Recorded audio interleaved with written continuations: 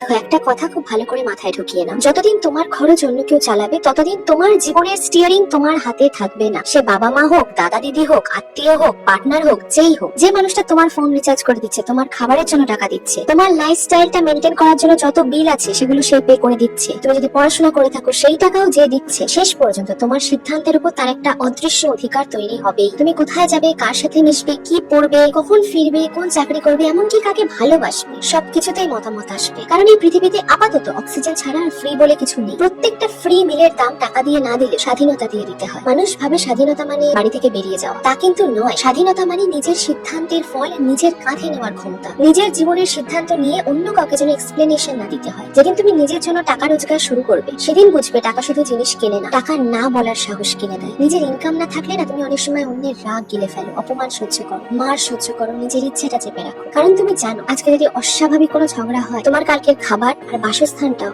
অনিশ্চিত হয়ে যাবে। এই দুনিয়ায় ডিপেন্ডেন্স যতটা কমফোর্টেবল ততটাই ডেঞ্জারাস। কারণ একটা মানুষ যতদিন তোমার দায়িত্ব নেয় ততদিন সে অজান্তেই তোমার জীবনের ডিরেকশনও কিন্তু কন্ট্রোল করতে শুরু করে। তাই বড় হওয়ার আসল মানে শুধু বয়স বাড়া নয়, বড় হওয়ার আসল মানে হলো নিজের বিল নিজে পে করা, নিজের সিদ্ধান্ত নিজে নেওয়া, আর নিজের লাইফের কনসিকুয়েন্সের দায় নিজে নেওয়া। কারণ দিনের শেষে ফাইন্যান্সিয়াল ফ্রিডম ছাড়া কমপ্লিট ফ্রিডম জীবনে আসে না। আমি জানি এই ফ্রিডম নিয়ে আমি বহুবার কথা বলি এবং আমি অনেকেরই এরকম কমেন্ট পাই যে এখন তো সবাই ইনকাম করছে, সবাই ইনকাম করছে না। আমরা যে কজন মানুষকে হয়তো সামনাসামনি দেখেছি তাদের দেখেই আমরা সিদ্ধান্ত নিয়ে নিই যে হ্যাঁ আজকাল তো সবাই ইনকাম করছে, এটা এমন কি বড় ব্যাপার, সবাই তো নিজের দায়িত্ব নিজেই নেয়। না, আমরা খুব কম সংখ্যক মানুষ আমাদের জীবনে দেখতে পাই যারা জীবনে আসলে ফাইন্যান্সিয়াল ফ্রিডমটা পেয়েছে। সবাই এত প্রিভিলেজড হয় না। এটা কতটা গুরুত্বপূর্ণ বিষয় তারা কখনো জানতেই পারেনি। আর তার জ্বলন্ত উদাহরণ হচ্ছে এই মেসেজটা।